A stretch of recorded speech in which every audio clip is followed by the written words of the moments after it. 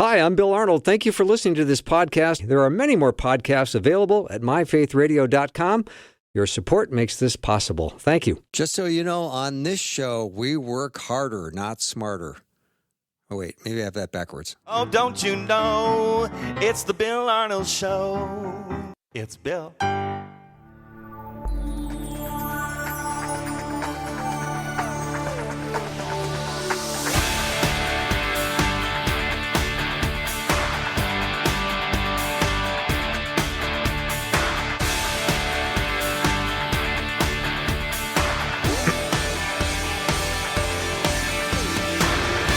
And a warm welcome to the Bill Arnold Show. I'm so glad I've got my friend Richard Bahr here with me in studio. He just got back from several months out of Minnesota. Now he's back, and he is an author and speaker, and he is one of the greatest volunteers of all time. Spends a lot of time working with homeless individuals and families. He's authored a couple of books. One is called Amazed, Why the Humanity of Jesus Matters, and another book called Those People, The True Character of the Homeless. And he has got a lot of powerful stories and relationships, but I don't know exactly all we're going to cover today, Richard, but I'm just glad you're here. Thanks for having me. It's always a joy to see you, and to have the opportunity to be able to come in studio is even better. I agree, and your life has been really shaped by your gift of your sacrificial self to people who are homeless and in addiction, and I kind of marvel at your devotion and your love for the unlovely. That's a great way to put it. You know, I think one of the things that God has done in my case is that through sacrificial service, it's almost like He's used the Holy Spirit to tenderize my heart and to see people, I think the way that God sees them, or I hope that that's the case, and people that it'd be easy to see them as despicable or lesser than. He's really been teaching me that, you know, He loves them just as much as He loves me. He wants to provide for them just as He's provided for me. I mean, He cares for them just as He's always cared for me. And so that's been, I don't think anybody probably begins in ministry. I always think the joke's on me. You know, it's like I think I'm serving other people, and it's like it's really God changing me through that process. Of course. When you serve people who are homeless, now there are a lot of times their struggles are real, obviously, but that doesn't necessarily define their character, does it? It doesn't, yeah, and that's actually that second book that you mentioned, Those People. It's stories of 20-plus people that have become friends of mine that I've gotten to know. Some of them have passed away now because that book is a little dated, maybe 8 years now or something like that. So there's several of them no longer here. But it's really to tell their stories, and the way that came about was after years of service, and I would come home, and my wife, Carla, would ask me a question. She'd be like, well, how'd your evening go? And I'm like, you won't believe it. and I would tell her about some of these remarkable people and the tremendous character, and not being self-deprecating, but I mean, people that had patience way more than I do, or generosity, or had terrific spiritual lives, faithful, perseverance. And I just saw this over and over and over in spades. And I guess I just wanted to not objectify them as we do, but maybe help people see them as people. And really the greater story there, it's not just about homeless people, but it's really about all other people, and how it's so easy for us to objectify other people that aren't like us, people that maybe have a different skin color, maybe have a different political affiliation, or whatever the difference might be. It becomes so easy for us to objectify other people rather than see them as people, as the way that God intends us to see them. Yeah, boy, the world is ripe for division. Isn't a lot of reasons to feel divided, and we have to be cautious and careful not to get caught up in that.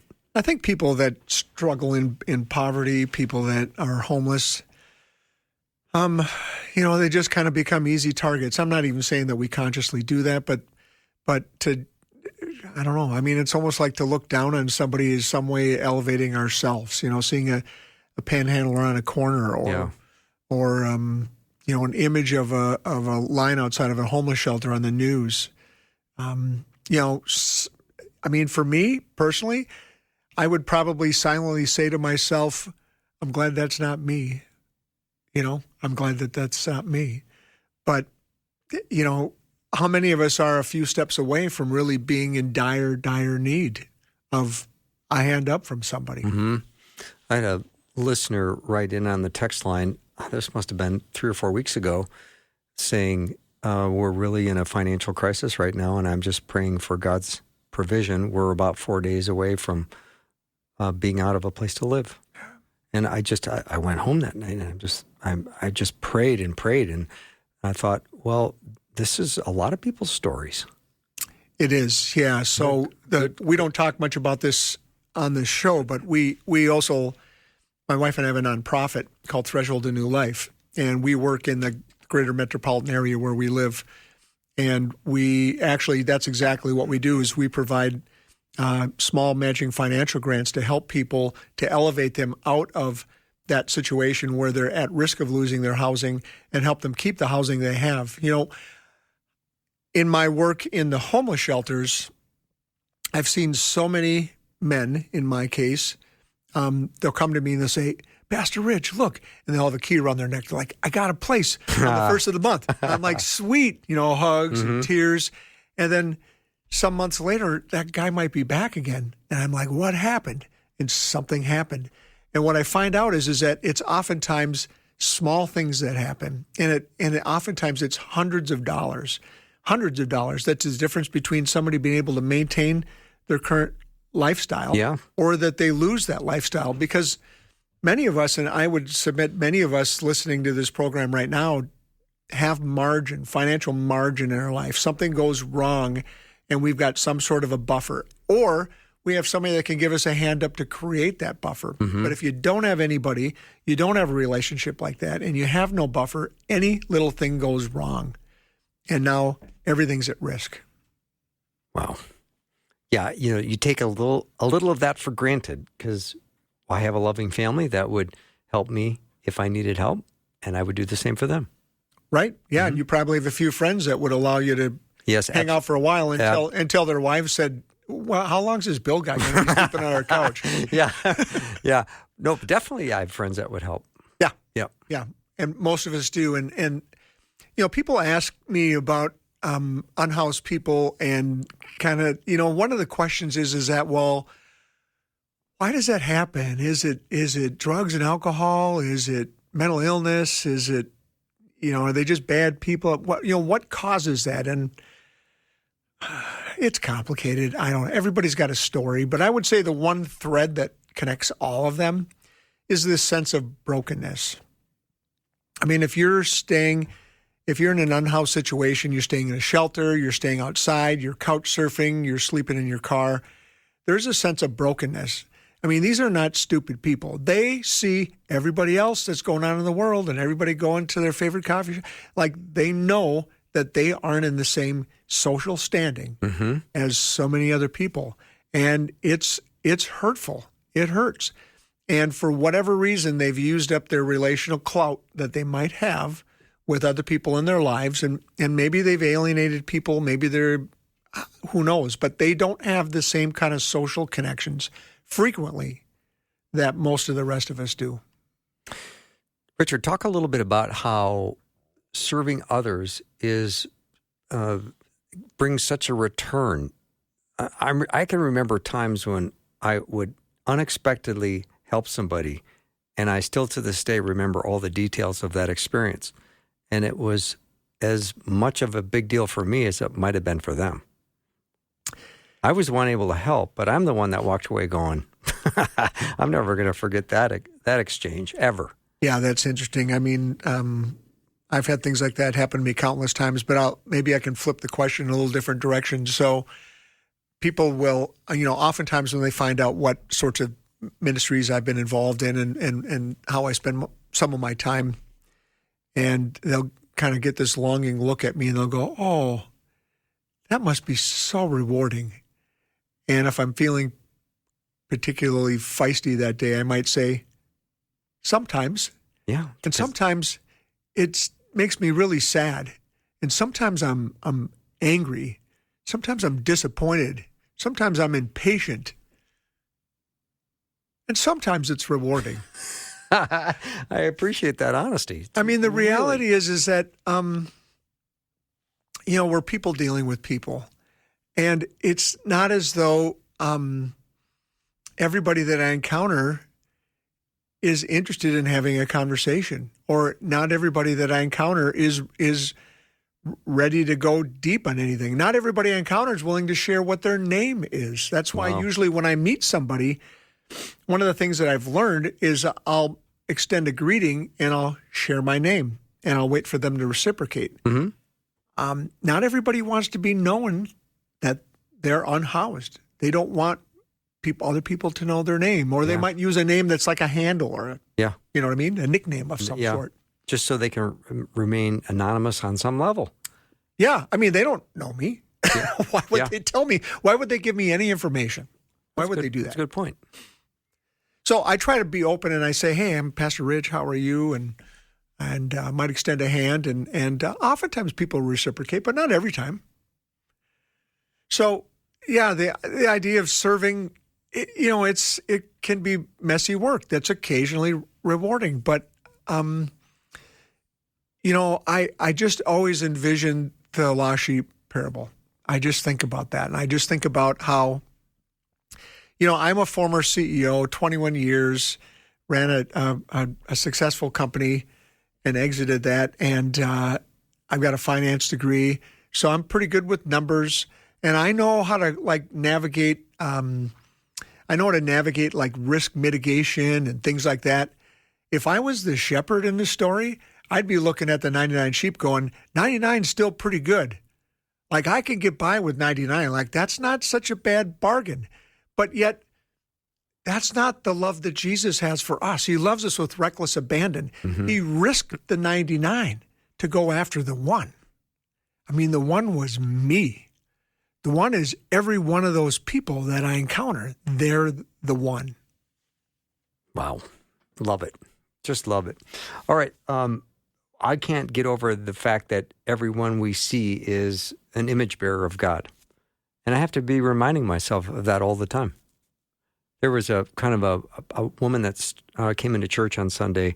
She came about 10, 15 minutes late and looked like she slept in her car or looked incredibly disheveled, not at all put together in any way. And she sat for about 15 minutes and she got up and left.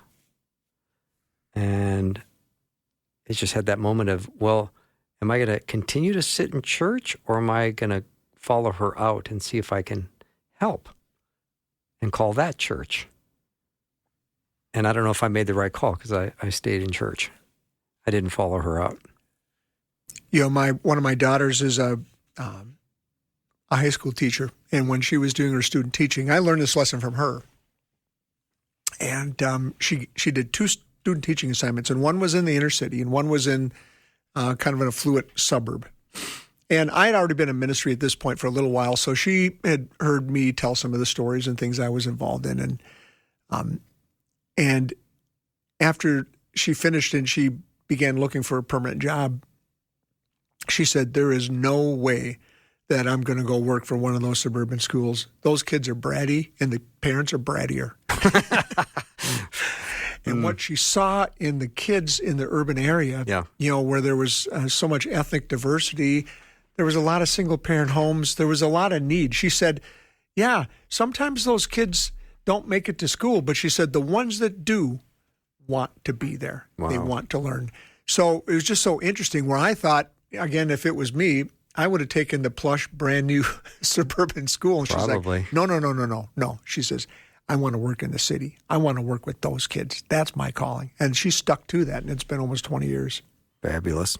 We're going to take a break and come right back. Richard Bahr is my guest. And if you have a question or comment about having encounters with people that are homeless or someone that you just wonder, how do I connect? What do I say? What do I do? How do I help? You can text your question over to 877-933-2484. Again, 877-933-2484. Richard spells his last name B-A-H-R. Richard Bahr faithradio.com. We'll be right back.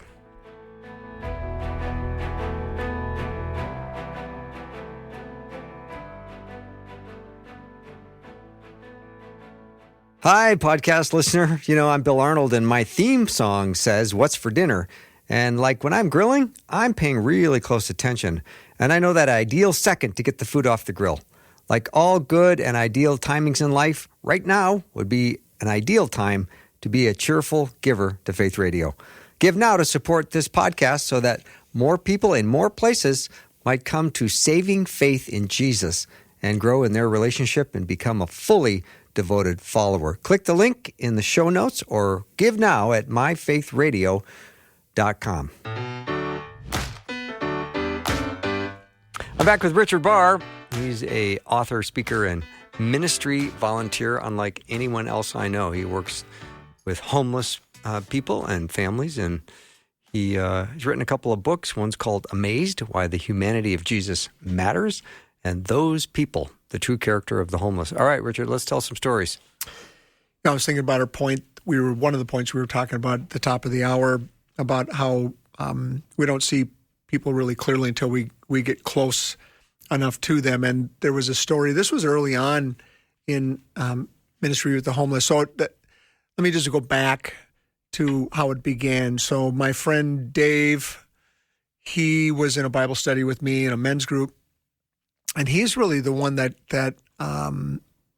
answered the faithful, unusual call to begin to serve a daily breakfast to people on the street. And myself and a few other guys in that Bible study came around him and began to help. And so that was my introduction.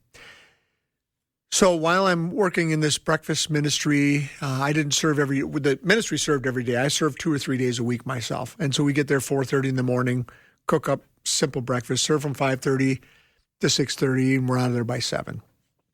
So God was really working on my heart to step into some of the needs. And so the needs that I recognized first were temporal needs, were things that people physically needed. And living in a northern climate, jackets would be useful. So I still had my company. So I ran a coat drive at my company and collected, dozens and dozens and dozens of winter jackets.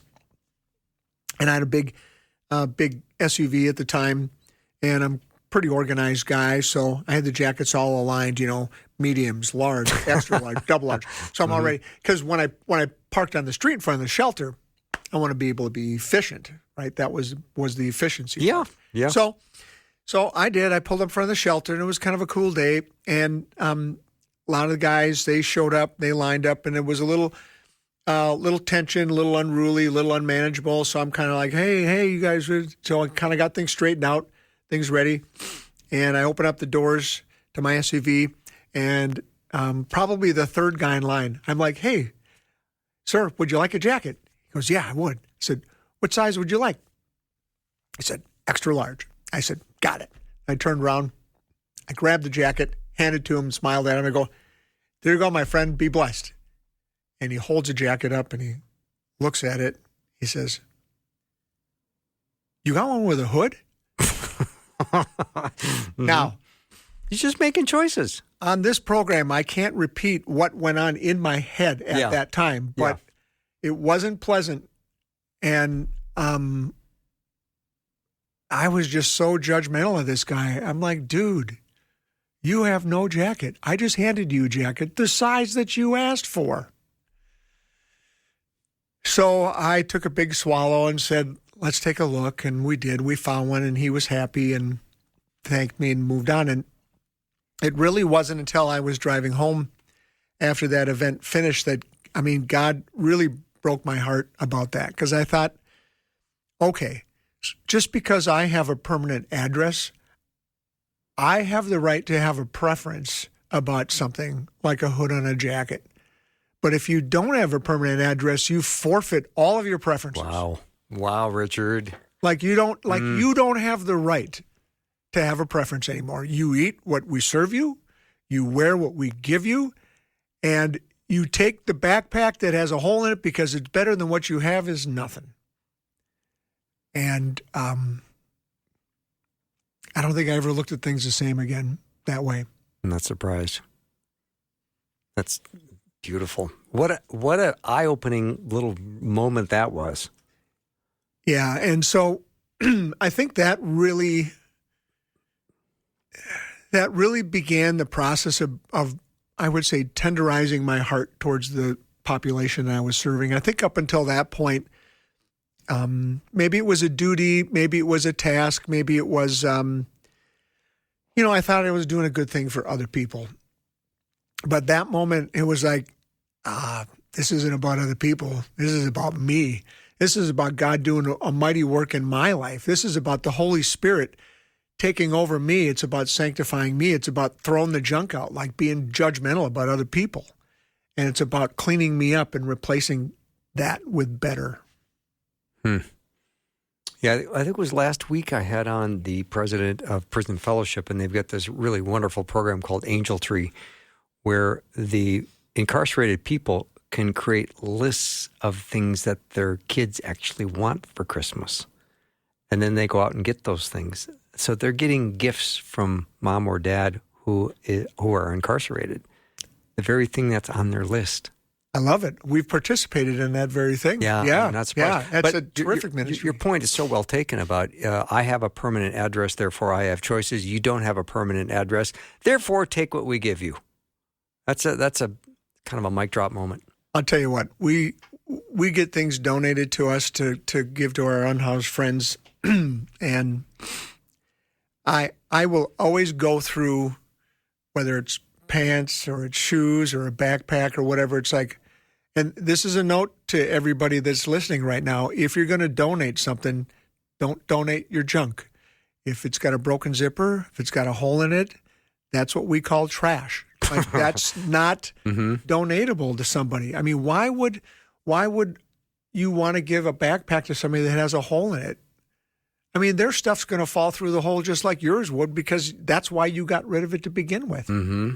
And sadly, we do see that. And it doesn't mean people aren't trying to maybe mean well. I think it's just a matter of maybe just not having thought it through. And again, it's kind of objectifying people again, isn't it? Where we're saying, well, a backpack with a hole is better than nothing. I don't know. If you're going to donate a backpack that's got a hole in it and you're prompted to do so, why don't you go to the store and go buy a new backpack and then donate that and throw the other one away? Mm-hmm. Or maybe spend a little bit of time seeing if you can fix the hole. Maybe you can fix the hole. Yeah. Yeah. Maybe you've had enough years with that backpack and you want something new and different, but maybe you can fix this one before you give it away. I always tell our volunteers, it's like, if you won't eat it, don't serve it. And if you won't wear it, don't give it.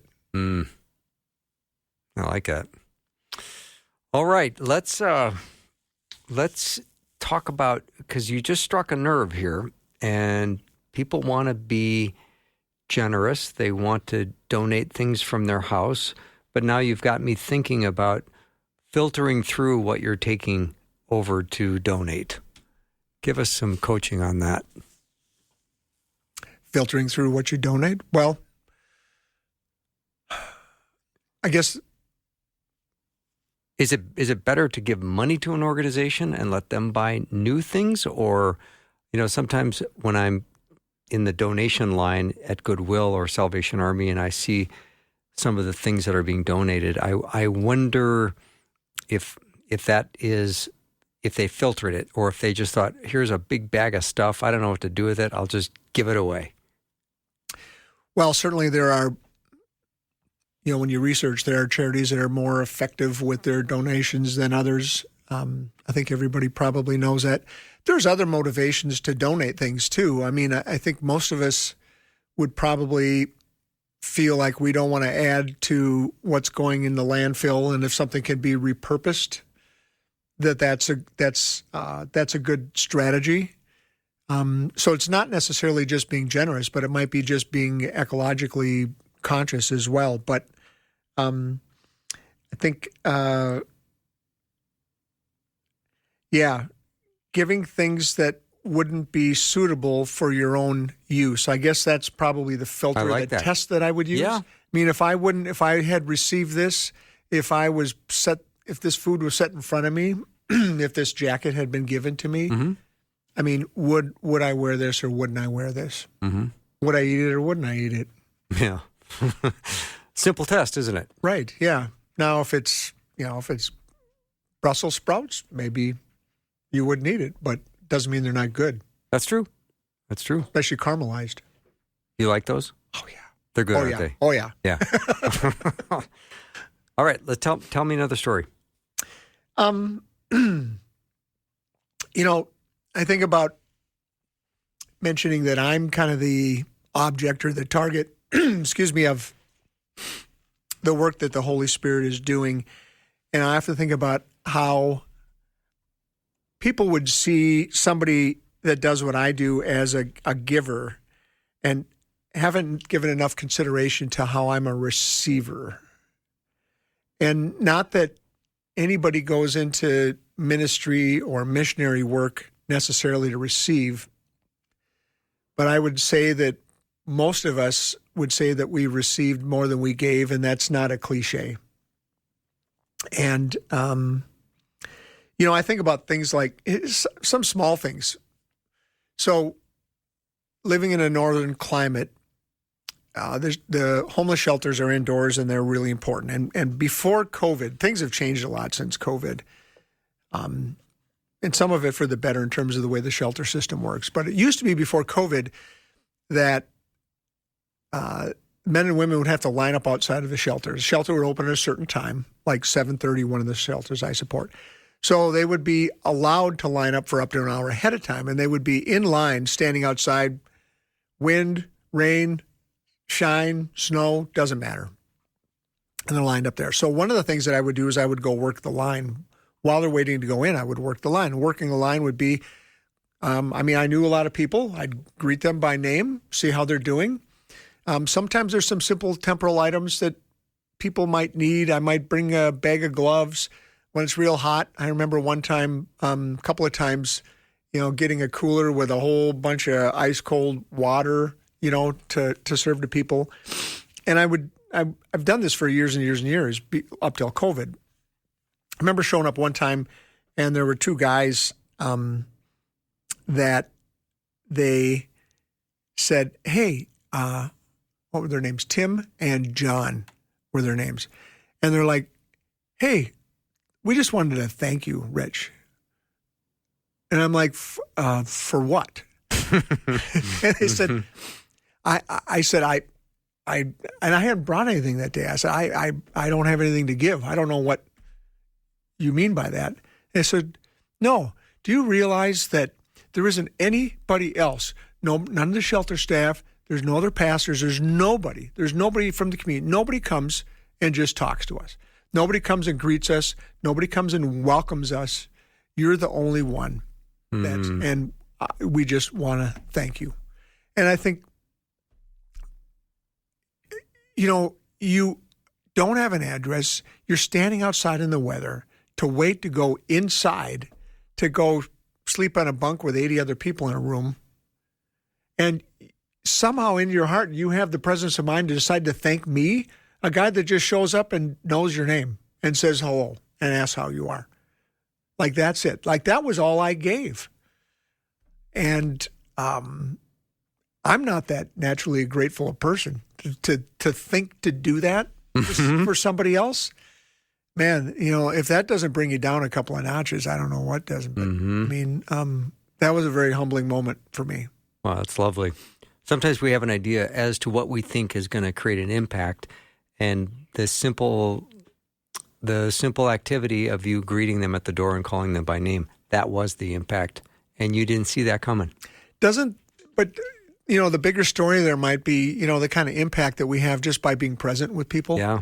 And, I'm no different than anybody else. I mean, I scroll, I get distracted, whatever.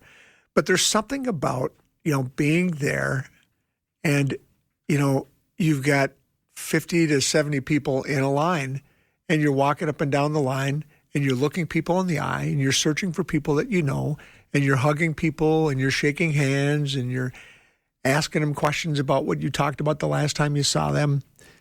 There's no scrolling, there's no screens, there's no distractions. There's just me, and there's just you I mean, that's the beautiful thing about that. And that I could give somebody just simply my presence, and that it was enough. Just the human connection. Yeah. That's really nice. Richard Bahr is my guest. We're going to take a little break and come back if you have a question or comment about our discussion. Richard does an amazing job of, I would say, loving the unlovely. And I'm amazed at his sacrificial love he does day in and day out with people who are homeless and who are just struggling in life. And he suits up and shows up every day. So we'll be right back in just a minute.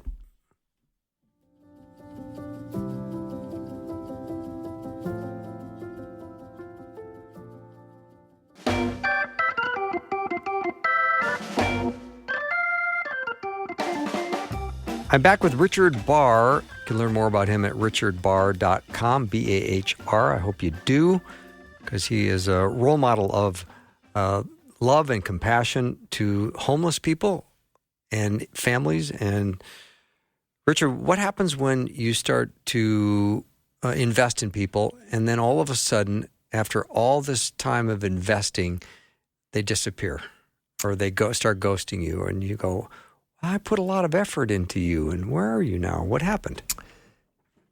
There's a lot of that. I know. There's a lot of that. And working with people that are housed in the shelter, there are a lot of people that I get to know them by name, know where they're from, know a lot of things about them, and then, they may get housing of some sort, and I may be aware, may not be aware. I guess I always hope for the best in that case. There are other people that I might go deeper with, many people, many men. And we were talking off air about a fellow that committed a felony and was incarcerated. And the type of crime that he had committed left him as a pretty unpopular fellow. So I visited him in the jail prior to his sentencing and told him, I acknowledged that to him and said, but, I'll continue to be your friend if you need a friend. Wow. So he took advantage. We agreed. And so when he received his sentence, and he was moved around different places around the state, but I always kept up with him. And we wrote back and forth for 10 and a half years. It was. And he was released a year ago, April 28th, I think was when it was. And much anticipation about his release and what he was going to need. And I collected a bunch of those items, and I met him, right after he got out. And he supposedly had something lined up, didn't work out, ended up in one of the shelters that I chaplain at. So there he is again, like, hey, you can't lose me that easily, right? Yeah. And we continue to stay connected, but it's almost as if, for whatever the reasons, he didn't want to allow me to be in that place in his life to give him a hand up any longer. So it might be easy to say, he got from me what he needed or he wanted. I was no longer useful. The reality is that he's accountable for whatever his decisions he makes, not me. And I never know somebody's whole story.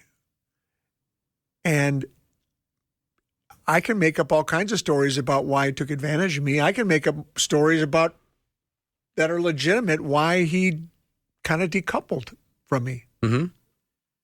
I don't know what story to believe. I don't have any idea. Mm-hmm. But he did what he did for his reasons. And we had a almost 11-year journey together through this thing. And the story may not be over yet. So I'll wait. And if he reappears again, and that happens, I'll be here. Mm-hmm. That's very encouraging to me, because I've done a lot of work with men in recovery from drugs and alcohol, and you get them to a place and stage in life where you think you sound like you're free and you're going to go out and be productive. and you're going to have a great life. So you're all excited. And then a year later, you see them back in rehab, broke, penniless, worse off than before. Yeah, and the addiction side of things, and I'm a recovering addict as well, and you knew that, Bill, but it's such a devastating thing that I think people that don't suffer from addiction don't understand that by the time you cross that invisible line and go from a user to an abuser to an addict, the point of kind of no return, the odds are really stacked against a person of being in like lifelong, long-term recovery. And it's really sad. And I think that there's work to be done to recover. There's your part and there's God's part. And in my experience, it takes both of those things together. Mm-hmm. Richard, it seems like lately, as I've seen panhandlers, that the piece of cardboard they're holding up has more writing on it than ever before. I don't know if the trend is to go from I need money to a little story that they write on their card. And then when you get to know these people, do you ever have conversations about what they're presenting to the world and how they're doing it and what they're saying? And is any of it true? Yes, frequently. Okay. I have conversations with people. I have a little message track that I'll hand to people, and I have a fast food gift card taped to it. And I hand them that, and I say, hey, there's $7 on here. Stop at your fast food restaurant to get a meal, and while you're enjoying the meal, you can read a message from my boss that's attached to this. Mm-hmm. And I think I know who your boss is. Yeah, and they'll look at it, and there'll be a little smile, so now we have a moment, right? Yeah, now right. we kind of broken the ice a little bit. Yeah. And then if there's a place that I could pull over, we could talk. I can't always do that, but when I do that, I'll ask them, if they have a place to stay tonight. I might ask them what they're hoping to be able to get today, what they're looking for. And I'll just tell them who I am. And I guess that reminds me of something. We were talking about the 2 questions to invite somebody to pray. No. Well, if we did, I want you to say it, tell them again. You want me to repeat that? Yes, I do. I don't know where I learned this, so I'll just take credit for it. There's 2 questions that I ask people to pray. Now, I don't want to like creep anybody out. I mean, first of all, okay, so I deal with people with all kinds of faith backgrounds. And so I never know necessarily where somebody's coming from. And I also hear a lot of hardship. I hear a lot of heartache. I mean, I regularly deal with people that are broken. And they'll tell me about what's going on with them. And they'll be pouring their heart out about the brokenness, about the hurt, about what's going on. And these 2 questions are so disarming and so powerful that I've done this for more than 10 years. I've probably said it more than 1,000 times if I had to guess. And the first question is the really important one. And the question is, if you could say anything to God right now, what would you want to tell him?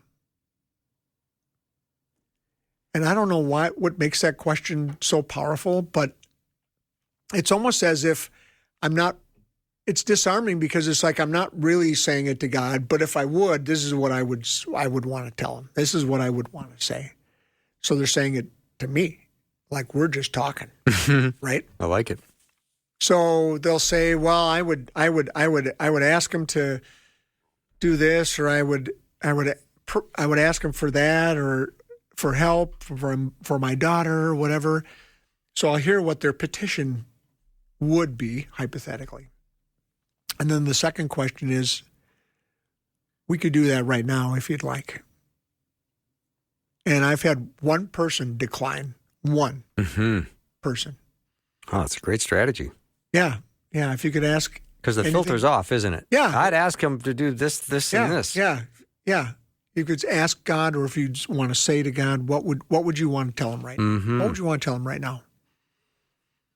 I mean, I literally had this conversation within this last week. Mm-hmm. Yeah. So. Can you share what the person said? Was it? Let me think what her deal was. It was a staff person at one of the shelters that I support. And she was concerned about one of her adult children and some things that were going on in that person's life, and was really feeling, scared, afraid, out of control, unsure of what to do, where to go. And so she just poured out her heart to me about all of those things. And then I asked her the second question, and she said yes. And so we prayed. Beautiful. Yeah. I love that strategy. So if you could ask God anything, what would it be? Or say to God anything that you want to say. And then you say, do you want to pray about that right now? Yep. Let him share. Let him share all the pain and the fears and the worry and all that stuff. And then let them share what their own petition would be. And then you just pray for them. That's nice. You set the table. They put their thoughts on the table, and then you say, let's pray for those thoughts. That's why you have a radio show. You've got those analogies like that. I know. That's great. Yeah, that's good. All right, Richard, let me take a little break. Richard Bahr is my guest. We're going to continue in just a minute. Learn more about him at richardbahr.com, B-A-H-R, richardbahr.com. Be right back. It's in his contract if Bill needs a minute, he takes a minute, so don't talk back. There'll be litigation if Bill doesn't get it, he just needs a minute, he'll be right back. I play the piano $1,000 on to spin it, he needs a minute, he'll be right back.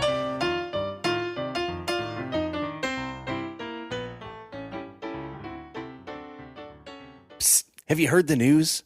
Listening just got better with the new and improved Faith Radio app. No more restrictions, no more static, no more missing your favorite shows. Now, listen when you want, where you want, and share with everyone. When you need hope, encouragement, Jesus, it's right there on your phone. Text the word app to 877-933-2484 and follow the link or search Faith Radio Network in your app store. Bill took a minute and now he's back. I'm back with Richard Bahr. We're talking about his amazing ministry. And every time you come in, Richard, I always think, well, you've got so many irons in the fire. Remind me again of, and all the listeners, about what they are. I'm a grandfather. I know that. A father. Yes. A husband. Vocationally, I retired from the job that I had 8-9 years ago now, but I'd begun doing a bunch of this ministry work probably maybe 9 or 10 years consecutively with that. So I'm a volunteer chaplain at a couple of homeless shelters in downtown in the city where I live. That leads me to know men that maybe are recently out of there or are housed in some fashion that I typically follow along. I got a call from one of them today that I need to go see. Nice. So there's kind of like outbound visits or support. I just never know where that's going to go. Sure. And the breakfast ministry. The breakfast ministry is that we serve 365 days a year. We serve about 50 to 70 homeless people every single morning. There's 7 teams each that work a day of the week. Mm-hmm. That's been going on for, I think, 19 years now. Wow. I think. That is consistency. Yeah. Even during COVID, we served. Yeah. We made breakfast kits and lunch bags, and we handed them out the front door. That's a lot of food It's a lot of food, served every day year round. That's a lot of food. And then... somebody's up on Christmas morning serving food to the homeless? Oh, yeah. Wow. Absolutely. Yep. We can't keep the volunteers away on the holidays. I mean, they want to come. Oh, I bet. They do. Yeah, that makes they do want to come. You usually got to say no. Yeah.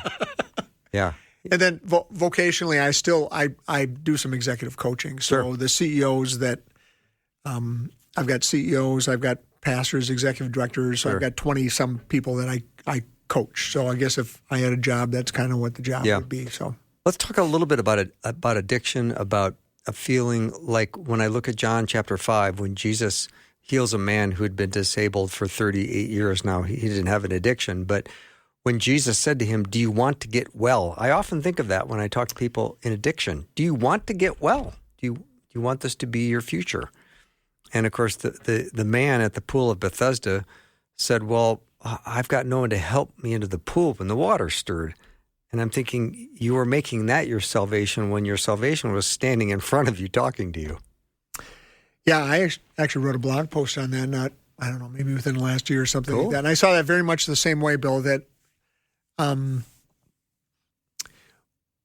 we have to turn our attention towards what is going to be the best, not just the better. And so he might have seen and placed his hope in the wrong thing there, right?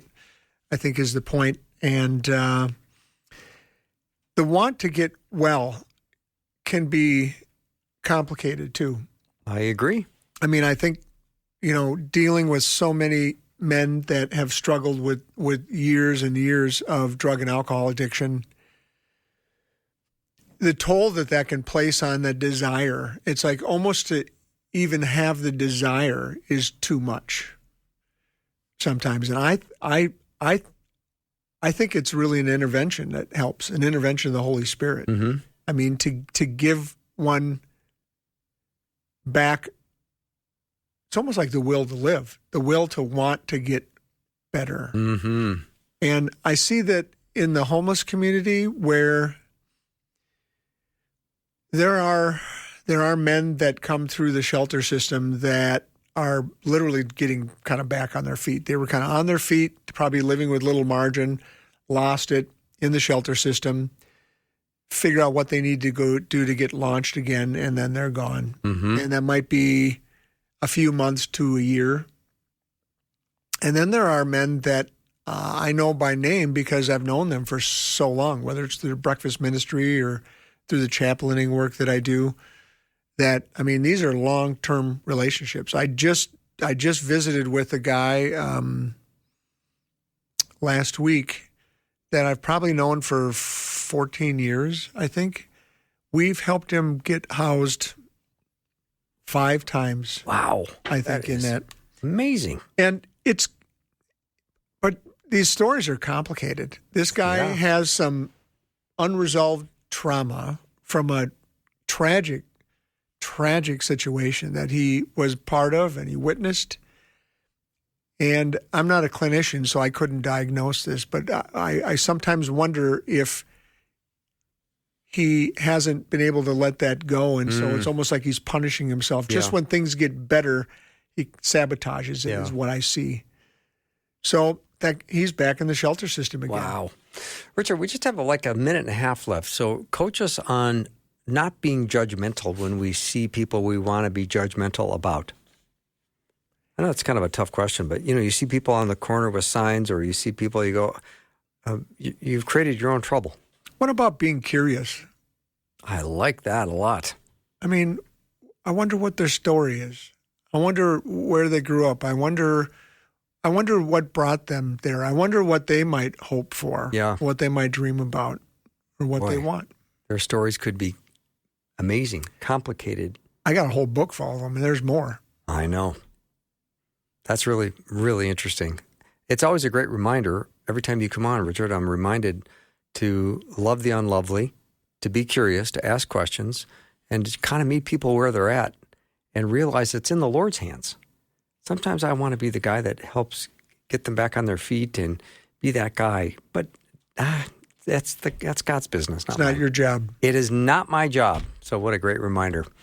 Richard, as always, thank you so much for coming on and encouraging us. I always feel encouraged when you're here. Thank you. Thanks for having me. Yeah.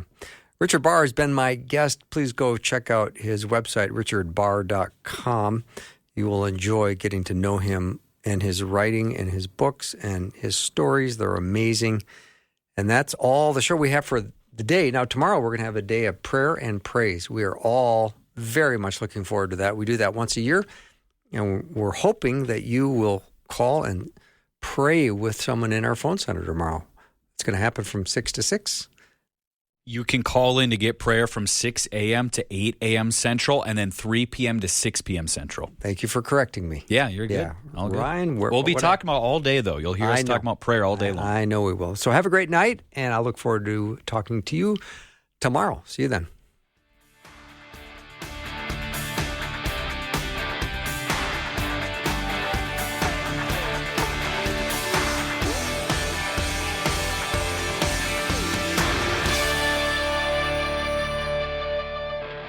Thanks for listening. Programming like this is made available through your support. Information available at myfaithradio.com.